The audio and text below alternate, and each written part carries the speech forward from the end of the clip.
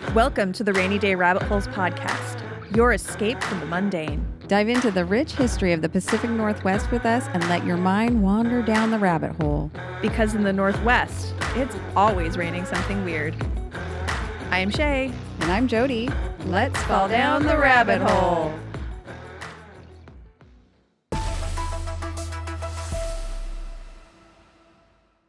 We've got some breaking news from Rainy Day Rabbit Hole's Newsroom. Let's go live in the field with our on-location news reporter, Shea McScooper. It's pandemonium out here, Jody.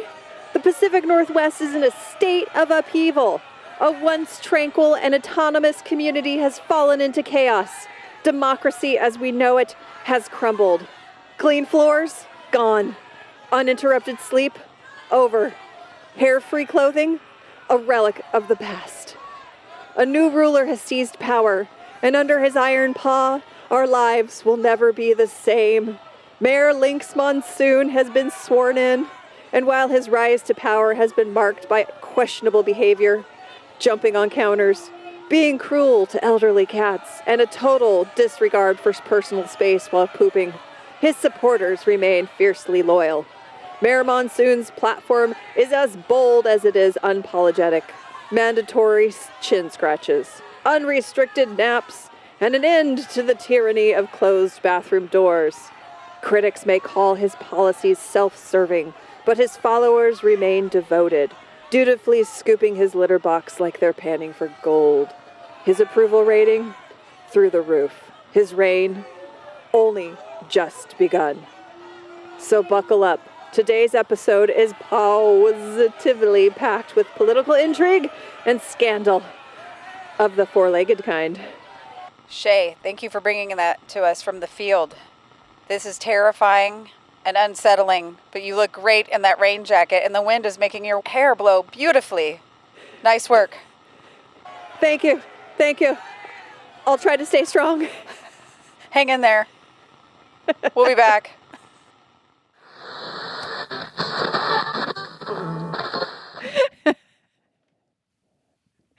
Oh, we're so stupid. Hey, Jody. Hey, Shea. What do you call a stylish cat? Doug. Oh, he is very stylish, yes. A dandelion. Oh, that's funny. Is it? I mean, for a dad joke, but you're good at those. Why don't leopards play hide and go seek? Because they're easily spotted. Yes, but I got it. You got it. Ugh, I never get those. What does a cat say after making a joke? Just kidding. Oh. This is my friends is why I am an award-winning world-class pet dad. Yes, she's a cat dad. She's a childless cat dude.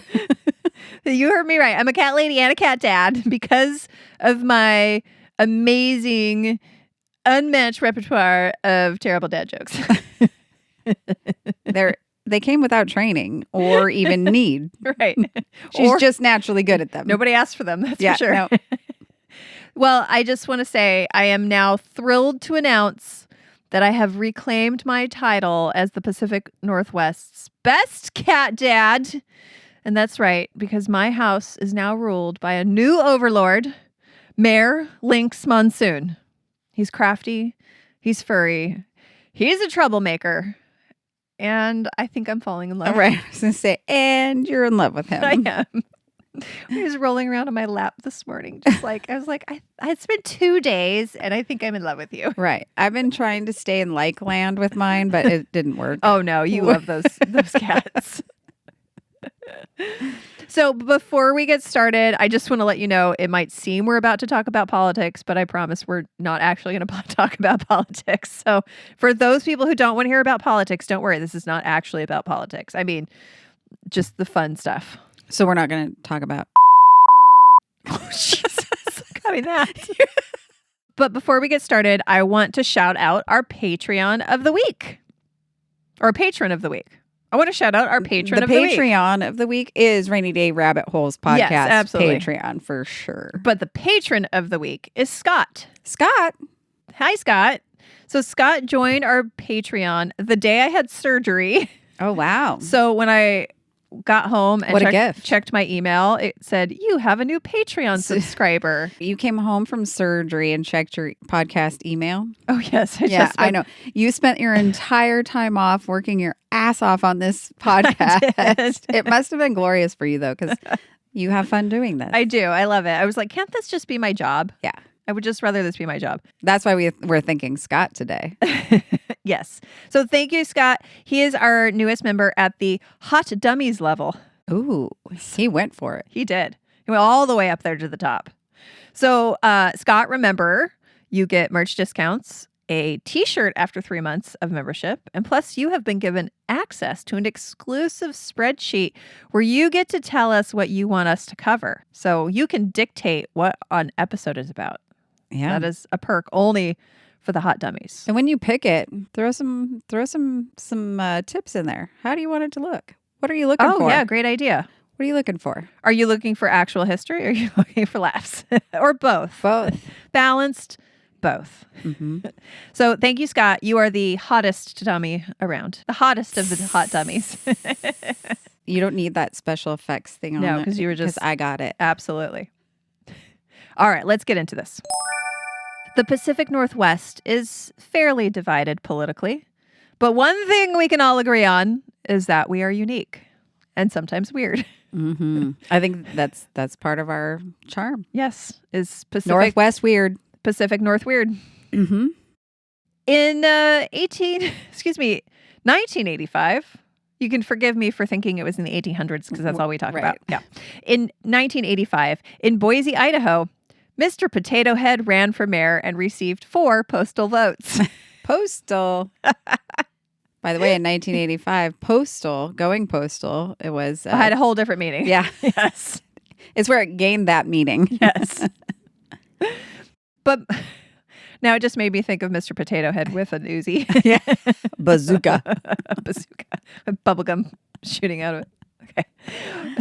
But my favorite politician from the PNW definitely has to be Mayor Stubbs, who served as mayor of Talkeetna, Alaska from July 18th, 1997 until his death in 2017. Wow. He held 20 years. Wow. Well, 20 years seems like a very long term for mayor. It is not unheard of. The mayor of Mackinac Island in Michigan has been serving for almost 50 years. That's my entire life. I know. But what makes it unusual is that it is a very long term for a cat to serve as mayor. Holy cow. 20 years the cat was in charge. Yes. That's what you're looking at here in your house. I know. That's what Rich reminded me. He's like, could be like a 20-year commitment. I didn't really think that through, but now I'm in. Well, when you get your RV and go on the road, you have to make them action cats. Well, yeah, we've already been talking about at least one of them getting one of the little carriers you put on your back so you can take them hiking. Oh, yeah. You just have I have a friend that she goes camping with her cats. Yeah. I think it's going to happen with at least one of them. The other one's like, I'm a cat and I do cat things and I don't like things cats don't like. But you can also, I've seen people that have like collapsible catios for their RV. Yeah, that would And work. you just like roll it out and they can go in the catio and there's probably a cat door for the RV door. Oh, easy. Yeah. Yeah. So it'll work. It'll be fine. Just rolling around with your cats. So that's right. In 1997, Mayor Stubbs proved that opposable thumbs aren't necessary for political success and that licking your own genitals is not a barrier to power. Well, I mean, good thing, because I'm pretty sure that we have quite a few politicians who do it themselves. Oh, absolutely. All it takes is a few yoga lessons and you'll get there. There you go. Stubbs had a rocky start to life. He was born with a short, stubby tail, which caused the owners of his mother to give him away. Manager of the Nagley's General Store in Talkeetna, Alaska, Lori Stack, found the orange tabby in a box of other kittens at the grocery store and promptly adopted him, making him the new cat manager of the store. He quickly became very popular with the residents of the town. He's quite the leader. Yes, he was Right out of the born gate. to be a star. I think so. Apparently. So then, as the story goes, the Talkeetna residents weren't happy with the mayoral candidates that year, and as a joke, began a write-in campaign to elect Stubbs as mayor of the town. And he won. That's insane. Who was he running against? No idea. Okay. That is not I'm like, in the story. how bad are you? Well, I'm just going to tell you, remember, facts get in the way of a good story. Oh, yeah. Leave it alone. Because according to NPR, Stubbs couldn't have been elected as mayor because the town is unincorporated and has no real mayor. So there couldn't have been an election. Way to go, NPR, harshing our vibes. Debbie Downer as always. Okay, so don't ever use them as a source is what you're telling me. Screw you, NPR, with your good reporting and facts. Messing up stories everywhere. So for the sake of this story, we're going to ignore NPR and ignore the facts and continue to refer to Stubbs as the mayor because it makes a better story. And he served his community well. He never raised taxes. Yeah. Even for the local humane society? Nope. He held daily office hours at the Nagley's General Store. And were they in the middle of the night, like at 3 a.m. or were they... So he would greet visitors, he'd lounge on the counter, and I'm sure offering sage guidance to the town. Like, keep the bathroom door open. Yes, because I'll need a drink and I love it out of the toilet. It's so gross that your cat's drinking out of the toilet. Yeah. I had to get a bowl that looks like toilet porcelain, so they'll drink out of it. They came that way. I don't know what to do about it. They're a little broken. They're shelter cats. What can you say? Something's wrong with them. That's it. That's fine. Yeah, seems to be it. Every afternoon, he would make his way to the adjoining West Rib Pub and Grill, where he would have his after-work cocktail of catnip-infused water in a wine or margarita glass. Chilled or room temp? Or shaken. Shaken or stirred. Or shaken. Residents would come into the store and announce, "I have a meeting with the mayor." Oh, my gosh. Before giving the distinguished fellow some pets. The national media ended up picking up the story, and visiting the mayor of Talkeetna became a tourist attraction. According to the store's owner, sometimes 100 people per day would come in during the summer asking to speak to the mayor. Oh my gosh. Is that the entire town? How many people lived in this town? 100 people. We're going to get to that. Okay. We're going to get to that. Like many cats and politicians, Mayor Stubbs ran into trouble from time to time. One time, he fell into a deep fryer. Oh my. But it's okay. It was not turned on I was or gonna say he's hot. dead. Yeah, that is uncooked cat. No, he was just oily and messy and probably tracked it everywhere. Smelly oh my as God. can be. Also, I think that the health department would have an issue with the fact that the cat was wandering Could around. even Even access the deep fryers. Not in 1985. One time I went to McDonald's and I took a bite of my quarter pounder and I pulled away and I saw like a hair sticking out and then I pulled it out and it was probably 3 feet long. Oh, God. That was not a cat hair. I'm just saying the rules were different. Did I tell you about finding a full rubber band in a carton of yogurt? Oh, damn. It was, remember the Yoplait yogurt that was just the foil? It was like the conical almost looking yes, I know what you're talking container about. with just the foil on top. Yeah. Go in there and I was like, what is this weird lump in here? And it is a full rubber band. That's terrible. So my mom taped it, cleaned it off, taped it to a letter and sent it to Yoplait and they sent us a gift certificate for $20 worth of yogurt. Well, that's so nice of them considering if you had eaten that. Right.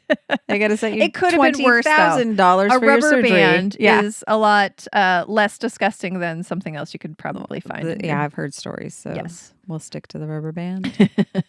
Dumb teenager shot at him with a BB gun. What? At one point. Rude. And one day he jumped onto a garbage truck and managed to ride all the way out of town before anybody discovered him. Oh and my then gosh. bring him back. He almost went to the trash. He did. Well, actually, It's his grand adventure. as mayor, he was just assessing the situation. Oh, He there was you just go. looking out to make sure things were working the way they were supposed to. Yeah, he was like, are there any problems out here that I should address as mayor of the town? Yes. So he even survived an assassination attempt. No. In 2013, he was mauled by a dog and he had to be rushed to a vet for life-saving treatment.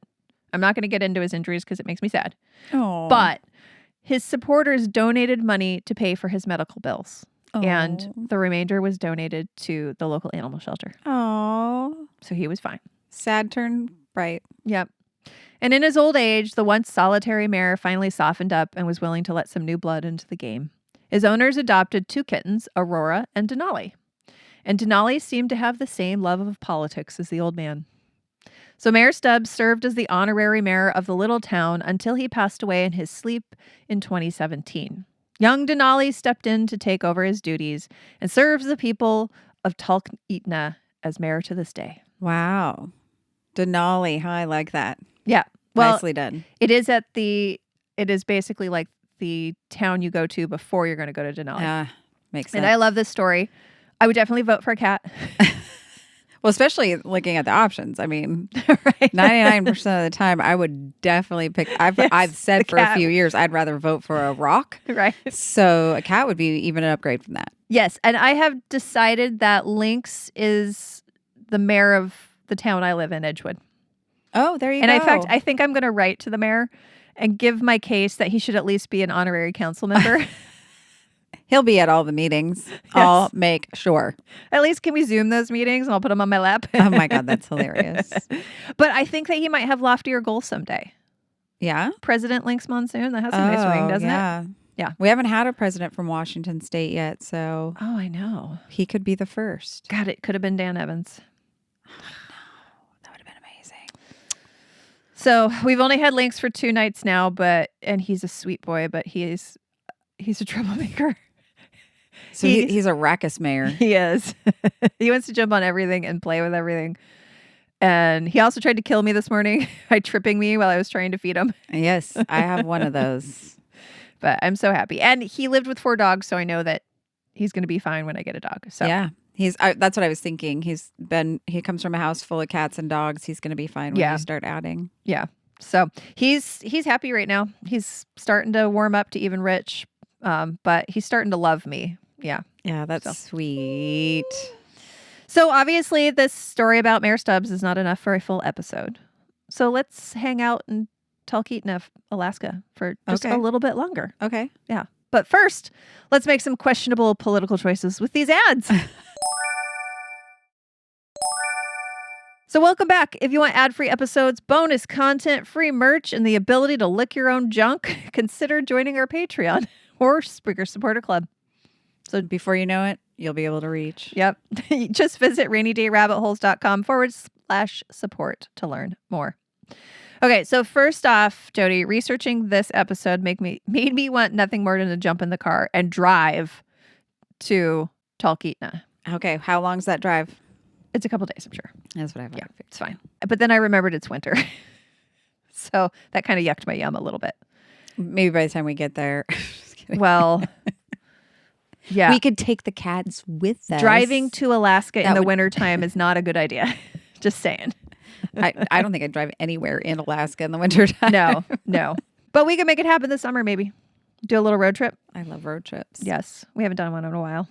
It's time. Anyway, let's learn a little bit more about Talkeetna. First off, on the talkeetnachamber.org website landing page, you will see the catchy declaration, mountain getting, knee slapping, good old time.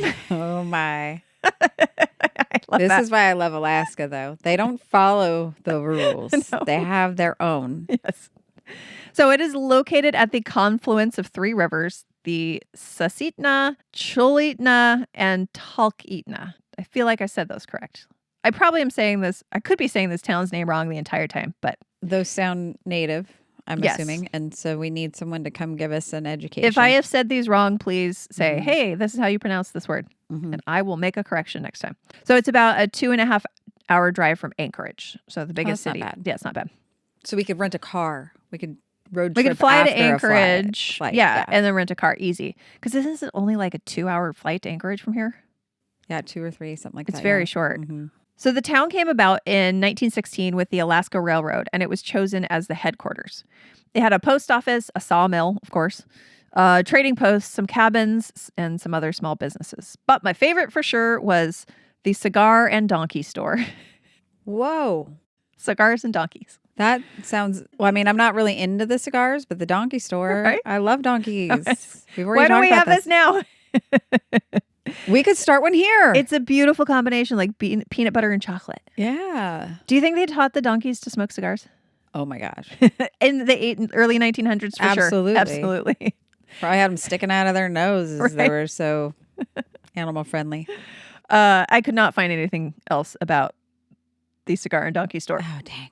So someone look into this for us, please. Yes. So these days, Talkeetna has a flourishing population of 1,055 residents in 2020. I thought you were going to say cats. This is up from 876 in 2010. Wow. Yeah, so a major population. So there must have balloon. been only been like 200 when he became mayor in 85. Or probably less. I don't know. It's like 49. No wonder he won. Oh no, like I was sorry. I was thinking of the early. When he in 1997, yeah, it was like I think it was like 700 or 800. Wasn't very many. Mm-hmm. The town is a popular destination for adventurers as it is the starting point for climbers who are looking to summit Mount Denali. People also come here for flight seeing, rafting, and biking, and it's home to artistic and outdoorsy people. Yeah. Looks Sounds fascinating awesome. to me. Mm-hmm. And did you know that the town of Talkeetna is what the town in Northern Exposure is based on? No, that was one of my favorite shows when it was out. I loved that show. We need to probably do a Northern Exposure episode. We because should. It was filmed in a nearby town. Mm-hmm. But in the opening credits, there's a sequence of a moose walking past a stop sign, Mm-hmm. and that is in downtown Talkeetna. Fascinating. Yeah. That would be fun to go there because I've been to Roslyn about a million times. Yeah, where exactly. they did So- a lot of the shooting, but amazing. Yeah, but as if a feline mare, gorgeous scenery, and Northern Exposure filming locations, or actually not filming locations, but inspiration, weren't enough to recommend the place, I'm going to tell you the best thing about Talkeetna. Okay. It's the moose drop. The moose drop. No, they aren't dropping a moose out of a bush plane. Okay, ruined it. You really want that? Yeah. Can you imagine the big splat it makes and it kills the moose? No. They're Oh, they it's on a drop them parachute? on it. Yeah. And it tranquilly floats down. Can you imagine? I can, and I want to see it. The annual Moose Dropping Festival was held on the second weekend in July. There was a moose-themed parade, moose-themed art installations, a Mountain Mother contest where supermoms competed in an Iron Woman contest with games such as carrying a baby doll and grocery bags across the river, changing diapers, and splitting wood. I would have nailed that shit. Yeah, how many diapers can you change in I 5 would minutes? have one every year. But what gives the festival its unique flair is moose turds. Oh, those kind of drops. Yes, that's right, moose turds. How big are they? They were holding one in their hand, and it was, if you imagine cutting a hot dog in half and then doubling it in girth. Okay, so half lengthwise. Yes, but double in girth. Okay. Girth. That's a solid turd. That's Yep. not as big as I'd think, though. They're huge. I don't know. The I animal just saw a themselves are picture of huge. somebody holding one. Well, they will varnish them, The turds? the turds, and then paint them and decorate them and turn them into jewelry and other decorative objects. Is there a that time of year that they do this? Is there a It's in the festival? summer. Okay, It's in July. that's definitely what we're doing. That So they they will also gather a bunch of them, paint them white, the shellacked ones. So and then they'll number them and they'll sell raffle tickets. And then the entire load of turds is loaded up into a helicopter and they drop it onto a huge bullseye that they've painted in a parking lot.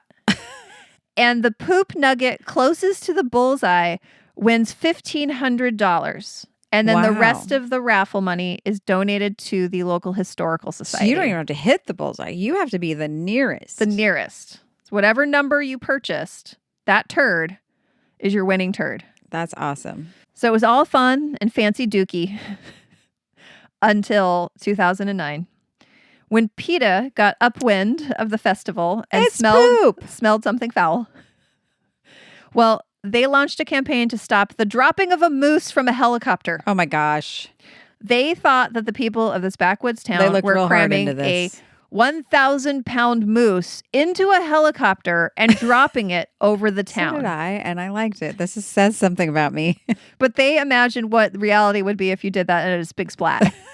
Not with a good parachute and training. You got to train the moose how to come down it. You have like 5 jumps you got to do assisted, and then You get into the moose dropping from a helicopter and safely. then the moose knows how. Okay.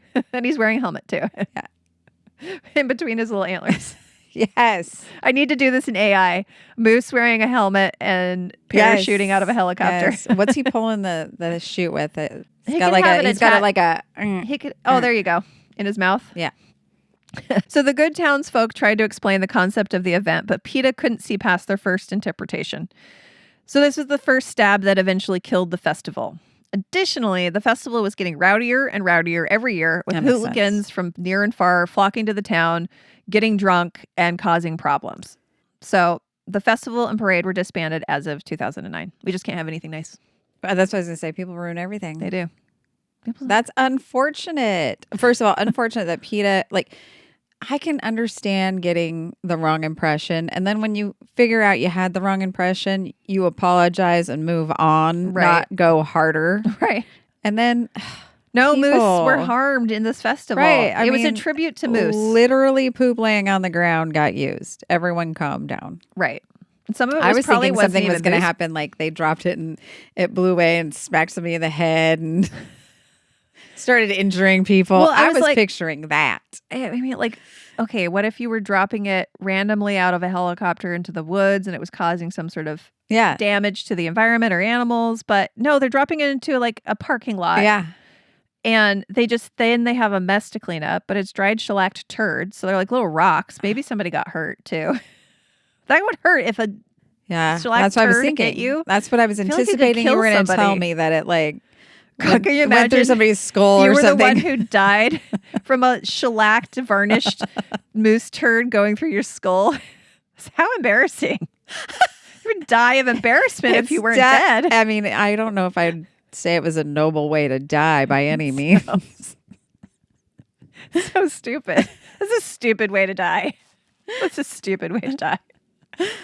Anyway, so that's a wrap on today's journey through the wild, weird, and wonderfully whiskered world of feline politics and Alaskan hijinks. Now I'm picturing the moose and the cat hanging out, walking through town, All in one town, yeah. chilling out. Maybe the cat rides the moose around Yeah, town. I mean, when he gets tired, the moose probably leans down, picks him up with his antlers, sticks him on his back, There you and go. off they go. Yeah, so Mayor Cat Stubbs scratches his back for him. would I can go wander on. around town and visit like the other businesses and stuff. So he was doing his mayoral duties. He probably does a better job than some mayors. Right? I bet he didn't embezzle any money. No, He probably didn't visit prostitutes. he might have. Tomcat. He probably had girls on the side. Yeah. He probably had lots of little furry ladies on the side, little cat feline ladies. And he probably did visit the local prostitutes so that he could hang out with them. Sure. They Yeah. love cats, I'm Yep, sure. Absolutely. So if this episode has taught us anything, it's that cats probably make better politicians than most people. Hmm. I agree. Yes. And the Pacific Northwest is a weird place. I agree. Yes. Alaska takes Extra weird, takes yes. the cake. Hmm. Oh, yeah. I have another story coming up that we're going to do about some very weird Alaska crap. That's what I love about Alaska, really. Outside, it's so beautiful. It's like the Florida Stunning. man of the Northwest. It's Florida man, but with a beard and I was going to flannel. say, looking like a And lumberjack. there's just a lot less of them, so we get less of Alaska man stories. Yeah. Well, the next time you're scooping litter, remember, democracy may crumble, but chin scratches are forever. And if you're ever in Talkeetna, make sure to salute the new mayor, Denali, and maybe pick up a poop-powered souvenir. Yeah, and maybe if you happen to see some moose turds, you just scoop that up and you shellac the shit out of that. Bring it you home and- paint it and put it on your mantle. Absolutely. What is that? Oh, that's a souvenir I picked up in Alaska. What is it? It's moose poop. It's fine. So don't forget to check out the other incredible podcasts under the Umbrella Podcast Collective. And a special congratulations to Midday Musings and Mysterious Pacific Northwest, who have joined us on Radio Tacoma. Woo, woo, woo. Visit our website at rainydayrabbitholes.com for blog posts, links, and more about the collective. And you can also find links to social media. We are on Blue Sky, Mastodon, Threads, Instagram, and Facebook, but not Twitter. Nope, because there is no Twitter. But we're not on X either. Well, I don't call it X. I call it X It's social X, media. Yes, it's an X platform. It's an X app I used to have on my phone. I've X'd all of that out of my life. All right, guys. Well, thank you so much, and we will see you next time. See you down the rabbit hole. Hello, I am Kevin. I am the host of the Tyrant in Training podcast. It's a improv comedy podcast, and to help explain what exactly it is, I brought along my fiancée Celine. Hello. Well done. Okay, Celine, what is the Tyrant in Training podcast about? It is a podcast where you bring on guests and you ask them what they would do if they were ruling their own country, and you ask a bunch of fun questions. There's loads of questions like what would be the name of their island and what political scandal would they be involved in. So here's what happened. I don't know the words to Gangster's Paradise. The money will go back to the homeless eventually. Celine, laugh. Perfect. You can listen to the Tyrant in Training podcast on Spotify, Apple Podcasts, anywhere you get podcasts. You can find Tyrant in Training on its website, tyrantintraining.podcast page. You can also find me online at Kev Ryan Person. Listen and wonder, why am I interviewing these guests who have awful opinions?